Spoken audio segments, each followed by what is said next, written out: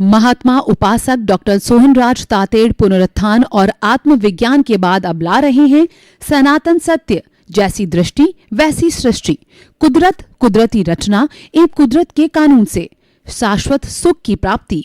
Log in करें www.drsohanrajtated.com, YouTube channel doctor Sohanraj Tated, play store से download करें mobile app doctor Sohanraj Tated.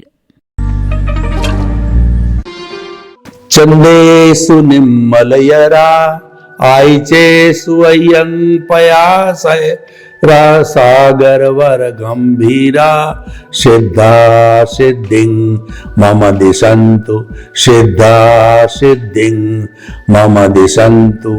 हे मेरे भीतर विराजमान शुद्ध आत्मा, परम पिता परमेश्वर, मेरे इष्ट, मेरे भगवान, मेरे सर्वे सर्वा, आप सागर के समान गहरे हो और हिमालय के समान विशाल हो। आप अजर अमर अविनाशी हो। आप अनंत ज्ञान, अनंत दर्शन, अनंत शक्ति, अनंत सुख का धाम हो। आप रिद्धि सिद्धि प्रदाता हो। आप मुक्ति प्रदाता हो। मुझे मुक्ति की ओर प्रयाण कराओ, मुक्ति की ओर ले चलो। ऐसी शक्ति दो, जागृति दो, ऐसा आशीर्वाद दो। भाइयों बहनों, मातृशक्ति को नमन। आज का हमारा अति उत्तम विषय जीवन के दो छोर, जन्म और मृत्यु। हमारा जीवन प्रारंभ होता है जन्म से। जब हम माता की कोख से बाहर आते हैं तब से हमारा जीवन प्रारंभ होता है और अंतिम छोर होता है, वह होती है मृत्यु। तो ये जो मृत्यु और जन्म के बीच का जो स्पान है, ये जीवन कहलाता है। कौन व्यक्ति कितना जीवन जीता है, यह विशेष बात नहीं है। विशेष बात है कि वह जीवन कैसे जीता है। मैं आपको एक उदाहरण दूं कि स्वामी विवेकानंद केवल 36 वर्ष तक जिए। उनका आयुष्य मात्र 36 वर्ष का ही था, लेकिन 36 वर्ष में उन्होंने दुनिया को प्रैक्टिकल योगा इत्यादि ऐसे बड़े बड़े आयाम दिए, जो कि आज तक वो आयाम अमर हो गए और स्वामी विवेकानंद भी अमर हो गए। 125 जयंतियां, जन्म जयंतियां उनकी मनाई जा चुकी है। न आने वाले समय में कितनी मनाई जाएगी कह नहीं सकते। तो ऐसे बहुत से महान पुरुष पूरे विश्व में हुए हैं, भारत में हुए हैं, जिन्होंने कि अपना जो जीवन है वो बहुत बड़े हाई लेवल के साथ, महानता के साथ जिया। तो ये जो दो छोर है, ये महान कैसे बनते हैं, ये देखना होता है। तो इसके लिए मैं आपको ये सारा गाइडेंस हमको भीतर बैठी हुई हमारी चेतना से मिलता है। अगर भीतर चेतना ना हो तो हम मुर्दे हैं। चेतना है जब हम बोलते हैं, बात करते हैं, हिलते हैं, डुलते हैं, मन वचन काया की सब क्रियाएं करते हैं, और चेतन चला गया तो होता है राम नाम सत्य। तो चेतन के रहते रहते ये सारा जीवन बनता है। चेतन की मौजूदगी को ही जीवन कहते हैं। तो ये जो है, ये किस तरीके से विशाल बन सकता है, तो मैं आपको चेतना के 3 स्तर बताता हूं। चेतना वही है और उसका लेवल, जैसे कि एक इंजीनियर होता है, पहले जूनियर इंजीनियर लगता है, फिर असिस्टेंट इंजीनियर होता है, फिर एग्जीक्यूटिव इंजीनियर होता है, फिर सुपरिंटेंडिंग इंजीनियर होता है, फिर एडिशनल चीफ इंजीनियर होता है, और रिटायरमेंट के पहले अगर लकी हो तो वो चीफ इंजीनियर भी बन सकता है। तो ये उसके स्तर हो गए। व्यक्ति तो वही है। तो उसी तरह से हमारी आत्मा तो वही है, पर उसके 3 स्तर बताता हूं मैं। एक स्तर तो होता है हमारा बहिर आत्मा, जिसको जीवात्मा कहते हैं, जिसको स्वार्थ की चेतना कहते हैं। तो ये जो जीवात्मा होता है, ये 5 इंद्रियों के जो सुख होते हैं, दुनिया के जो सुख होते हैं, वो भोगते हैं। खाओ पियो, मौज मजा, मस्ती, इधर घूमो उधर घूमो, और जो है 5 इंद्रियों के सुख को ले हो, और खाने में पीने में सब आनंद, घूमना फिरना, रिलेशन और पद है, प्रतिष्ठा है, ये सारी उसी के अंदर ही रहता। नॉर्मल व्यक्ति यही जीवन जीता है, इसीलिए उसको बहिरात्मा कहते हैं। और ये बहिरात्मा का सारा जीवन राग द्वेष से प्रेरित होता है, क्योंकि ये संसार है। संसार राग द्वेष से ही चलता है। अगर संसार माइनस राग द्वेष कर लो तो संसार, उसको जो संसार माइनस राग द्वेष इक्वल टू मोक्ष हो जाता है। वहां तो फिर अद्वैत हो जाता है, और वहां पर आदमी को मुक्ति मिल जाती है। तो ये उससे संचालित होता है सारा।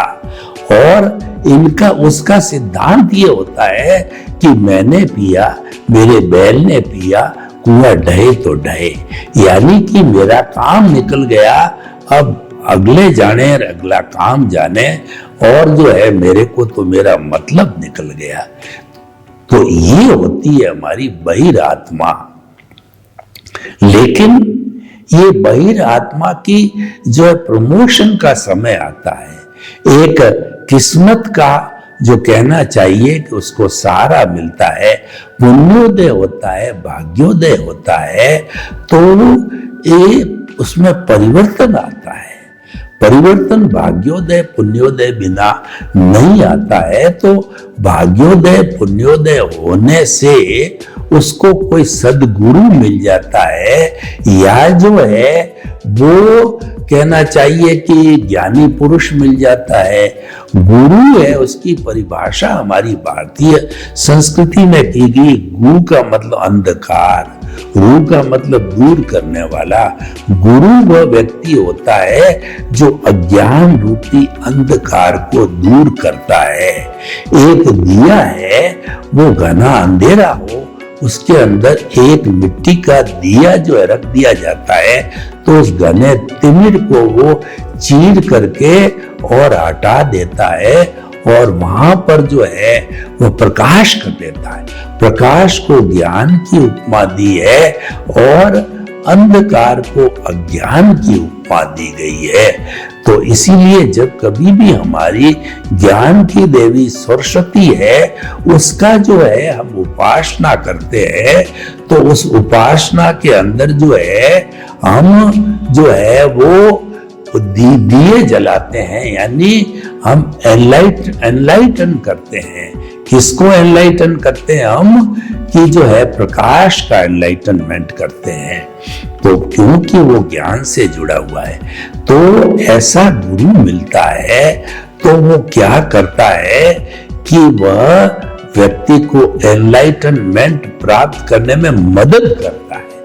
एनलाइटनमेंट तो उसको जो है अपने जो है वो शुभ कर्म से ही मिलता है, उसके बिना नहीं मिलता है, उपादान के अनुसार ही मिलता है। लेकिन वो मददगार बनता है। ज्ञानी पुरुष का निमित्त भाव हमारा निमित्त भाव, उसका पुण्योदय हमारा पुण्योदय, और संयोग सब मिल करके उसको एनलाइटनमेंट होता है, उसको ज्ञान की प्राप्ति होती है, उसका पुनर्जन्म होता है। और पुनर्जन्म कब होता है? कि जबकि उसको निमित्त बना दिया जाता है। देखिए, जब कोई भी व्यक्ति को दीक्षा दी जाती है तो वो साधु बन जाता है, और साधु बनने का अर्थ हुआ कि वो सांसारिक प्रवृत्तियों से दूर हो जाता है। साधु वह होता है जिसके घर नहीं होता, रसोई नहीं होती और संबंध नहीं होते। उसी तरीके से उसको कर्ता भाव जो कि बहिरात्मा में थे, उससे हटा करके उसको निमित्त भावों में जन्म जन्मांतर के लिए लाया जाता है कि तुम अब कर्ता नहीं हो। कर्ता तो व्यवस्थित शक्ति है, दुनिया का कोई भी आदमी कर्ता हो नहीं सकता। करता तो कुदरत है, हर प्राणी निमित्त है।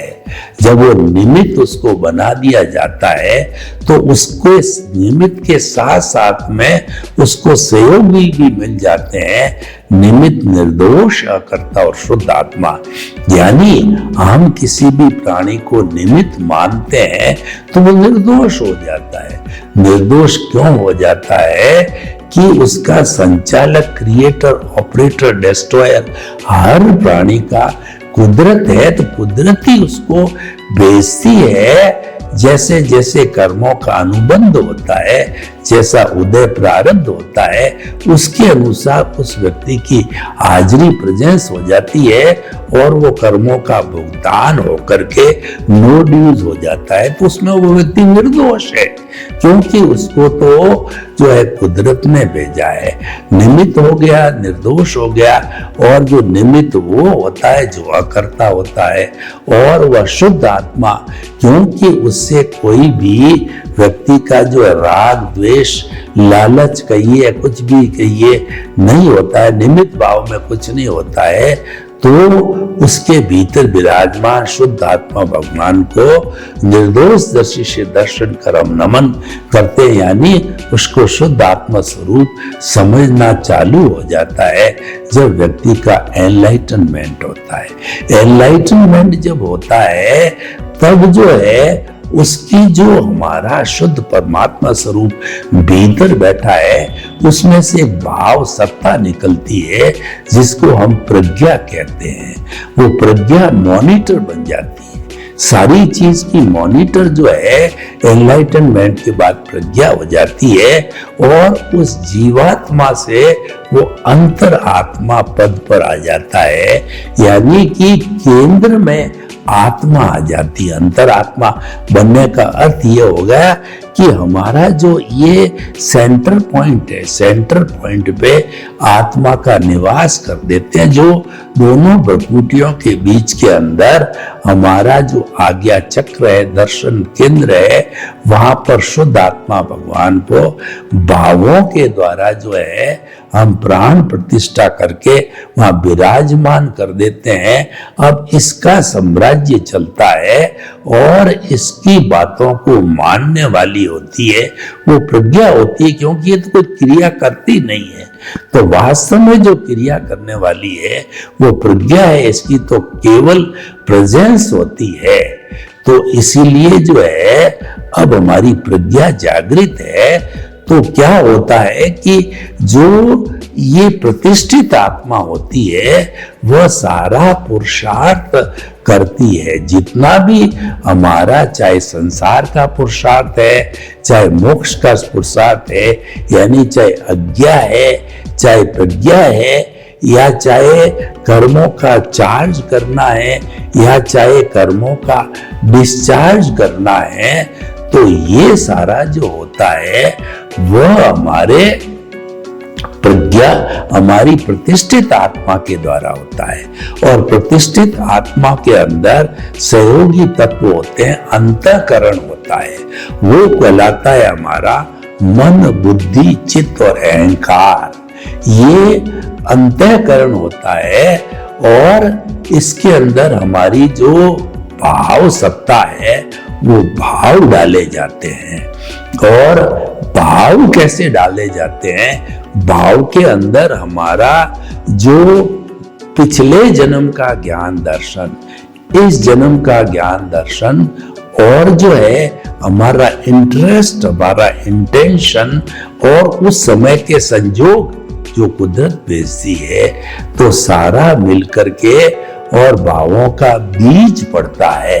उस वक्त के अंदर अगर हम प्रज्ञा के साथ होते हैं तो हमारे शुद्ध भाव पड़ते हैं। शुद्ध भाव का अर्थ हुआ है कि हम आत्मा के स्मरण में चले जाते हैं और आत्मा की जो है वो भजना करने लग जाते हैं।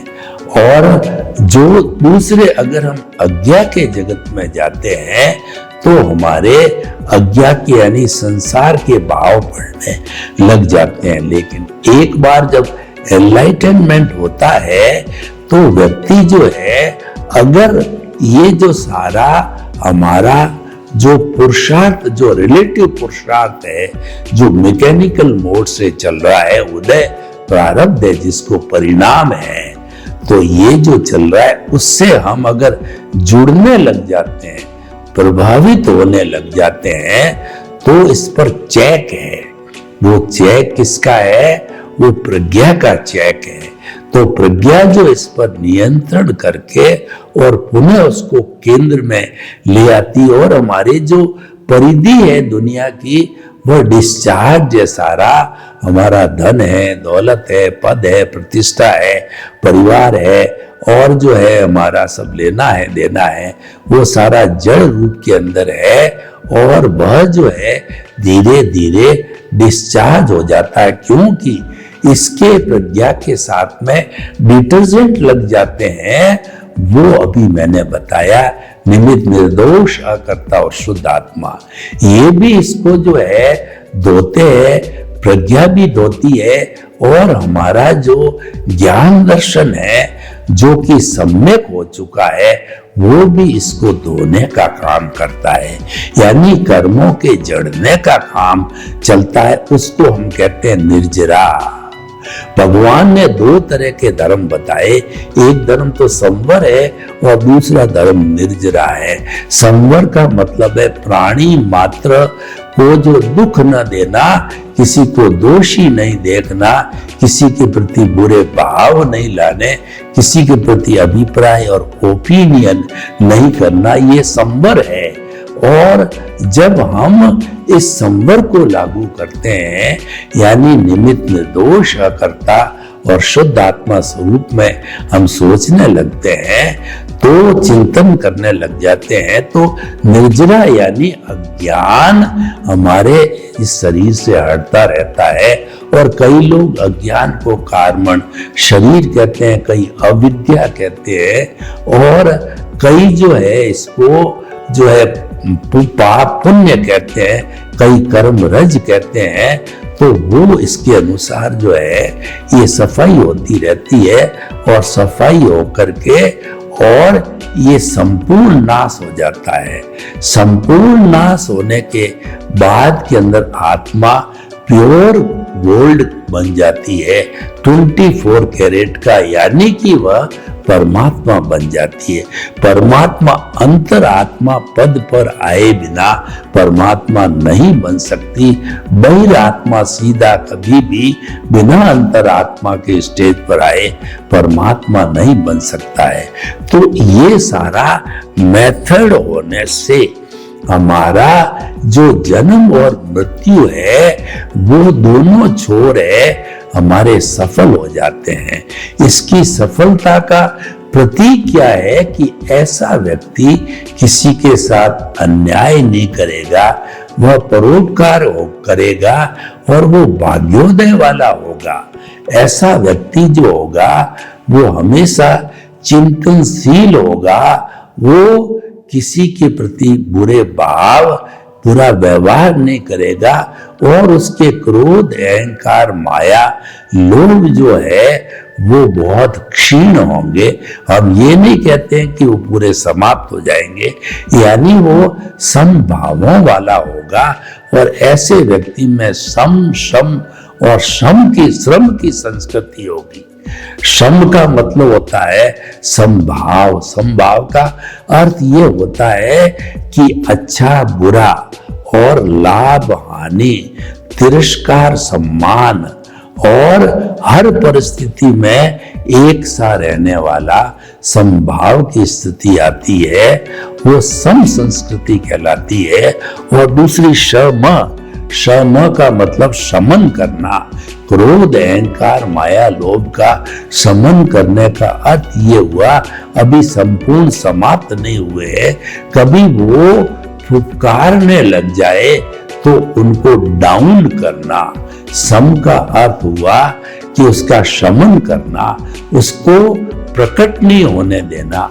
तीसरा श्रम की संस्कृति, ऐसे व्यक्ति को जीवन के अंदर मन वचन काया का पूरा श्रम करना चाहिए, यानी कि वह जो हर काम अपने हाथ से करे और श्रमवादी हो, वो आलसी नहीं होना चाहिए। और ये जो गुण है वो अपने आप आ जाते हैं, क्योंकि मन वचन काया तथा उससे जुड़ी हुई हर अवस्था मात्र कुदरती रचनाएं और वह व्यवस्थित है और वह जो है प्रीडेस्टिन्ड है, वह फिक्स है।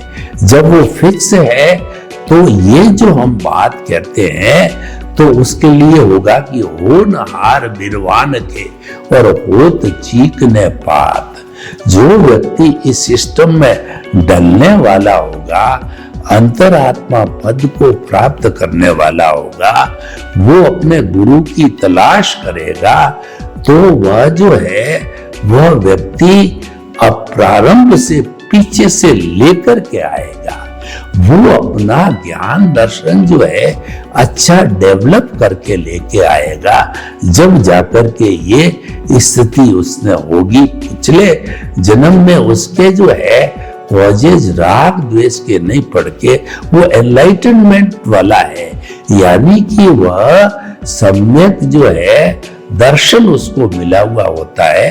तो जिसको एक बार सम्यक दर्शन मिल जाता है, वह व्यक्ति जो है वो कुछ ही भवों में मुक्ति को जाने वाला हो जाता है। वह मुक्ति को इसीलिए वो प्राय हर जन्म में मनुष्य जीवन प्राप्त करता है और मनुष्य जीवन में अपने अज्ञान का नाश करता है। अज्ञान का नाश ही सच्चा नाश है, अज्ञान का त्याग ही सच्चा त्याग है। और मिथ्या ज्ञान मिथ्या दर्शन जो है वो एनलाइटनमेंट होने पर समाप्त हो जाते हैं, क्योंकि उस व्यक्ति को जो है वो एनलाइटनमेंट मतलब ज्ञान मिल जाता है। जो मिथ्या ज्ञान और मिथ्या दर्शन ये है, ये घर मेरा, ये परिवार मेरा, ये धन संपत्ति मेरी है और ये सब का संचालन करने वाला मैं हूं, इनको चलाने वाला और इनका भरण पोषण करने वाला मैं हूं, ये जो है मिथ्या ज्ञान मिथ्या दर्शन हो जाता है, वह समाप्त हो जाता है। और नो ऑनरशिप नो डिवरशिप से हमारा मोहनीय कर्म डाइल्यूट हो जाता है। तो हम ये नहीं कहते हैं कि संपूर्ण समाप्त हो गया, तो ये संपूर्ण जो है ये हमारा अज्ञान जो है वो मिथ्या ज्ञान मिथ्या दर्शन और मोहनीय कर्म से बना हुआ है। और चार जो घाती कर्म है, ज्ञानावरणीय कर्म है, वो हमारे जो है मिथ्या ज्ञान से जुड़ा हुआ है। दर्शनावरणीय कर्म है वो मिथ्या दर्शन से जुड़ा हुआ है। मोहनीय कर्म जो है वो हमारा ऑनरशिप डूअरशिप से जुड़ा हुआ है। और अंतराय कर्म जो है वो तो जब ये तीनों समाप्त हो जाते हैं तो अंतराय तो अपने आप समाप्त हो जाती है। ये 14वें गुणस्थान में जाकर के अंतराय समाप्त हो जाती है। तो अंतराय का तो विशेष रोल नहीं है, ज्यादा जो सबसे ज्यादा है मोहनीय कर्म सेनापति है और ये राजा है। इसको कंट्रोल करने के लिए नो ऑनरशिप नो डूअरशिप के सिद्धांत में श्रद्धा और उसको अपनाना, उसको जीवन में उतारना होता है। और उसके बाद के अंदर फिर हमारा ये सारा जो हमने सिस्टम बताया वो चलता है। तो भाइयों और बहनों, जो मृत्यु और जो है जीवन है, ये दो छोर होते हैं। इसको सफल करना है, इसको सफल करने के लिए हमें अच्छा जीवन चलाना है। अच्छा जीवन बनने का अर्थ यह हुआ कि बहिरात्मा तो जो जन्म जन्मांतर से चली आ रही है, बहिरात्मा से हमको अंतरात्मा पद पर आना है, यानी कि हमको एनलाइटनमेंट मिलना है। और एनलाइटनमेंट मिलने से ये सारी प्रक्रिया अपने आप होती है।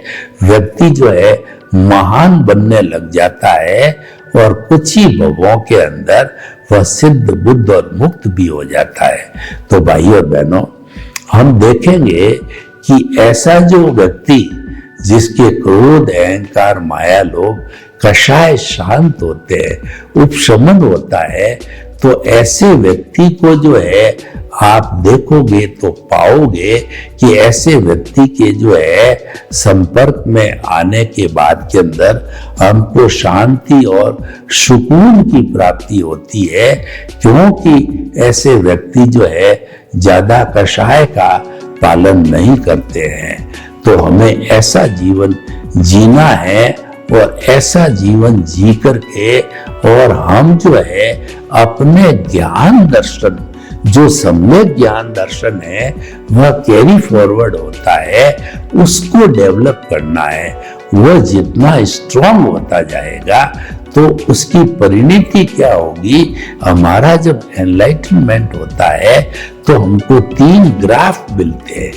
एक ग्राफ होता है हमारा प्रीतिथि का, यानी एनलाइटनमेंट के बाद के अंदर हमको प्रीतिथि 100% यह जो दिमाग के अंदर आर्ट ऑफ द विजन के अंदर सेट कर दिया जाता है कि जो है मन वचन काया से मुक्त, ऐसा मैं शुद्ध आत्मा हूं, मन वचन काया कुदरती रचना है, तो मन वचन काया कुदरती रचना से मुक्त ऐसा मैं शुद्ध आत्मा हूं, ये बात जो फिट की जाती है और वह आर्ट ऑफ द विजन में फिट हो जाती है, तो ये आर्ट ऑफ विजन हमारे दिमाग के भीतर ही है। ये सारा दृष्टि विज्ञान है वो मस्तिष्क के अंदर होता है और उसके बाद में फिर जागृति चालू हो जाती है और वो जागृति जैसे कि दिया जो है सतत जलता रहता है, तो वो ज्ञान की जागृति भीतर चलती रहती है, सतत रहती है। तो उसकी सतत जागृति से जो है हमारा अनुभव जो 2% है वह भी बढ़ता जाता है। इधर तो जागृति बढ़ी और वो जो है 100 डिग्री पर पहुंच गई, और इधर हमारा जो कहना चाहिए अनुभव है वह अनुभव 2% से 2 से बढ़ते बढ़ते वह 360 डिग्री तक पहुंच जाता है। तो पहुंचने के बाद के अंदर हमारा पुरुषार्थ जो है वो संपन्न हो जाता है। उसके बाद कुछ भी पुरुषार्थ नहीं करना होता है, यानी कि जो है हम जो है प्रतिष्ठित आत्मा हमारा समाप्त हो जाता है, अज्ञान संपूर्ण समाप्त हो जाता है, मन अमन हो जाता है और जो है व्यक्ति सिद्ध बुद्ध और मुक्त बनने की तैयारी में लग जाता है। उसको केवल ज्ञान भी नेक्स्ट बर्थ के अंदर परिणाम स्वरूप हो जाता है।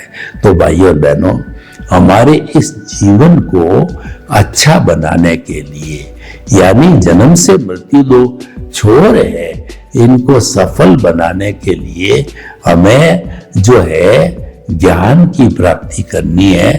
गुरु को जो है हमें पहचान करके एनलाइटनमेंट लेना है और इसके लिए आगे से आगे बढ़ करके जो हमको सनातन सत्य का सहारा लेना पड़ता है।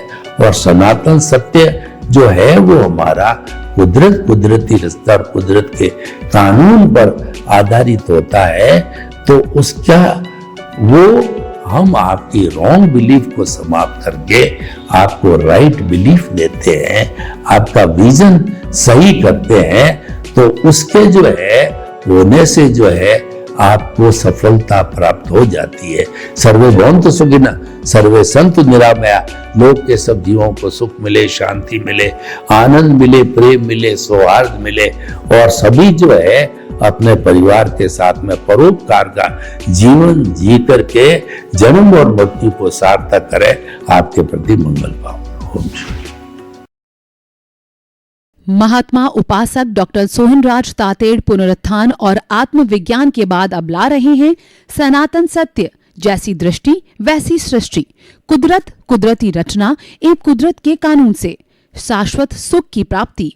लॉग इन करें www.drsohanrajtated.com, YouTube channel doctor Sohanraj Tated, play store से डाउनलोड करें mobile app doctor Sohanraj Tated.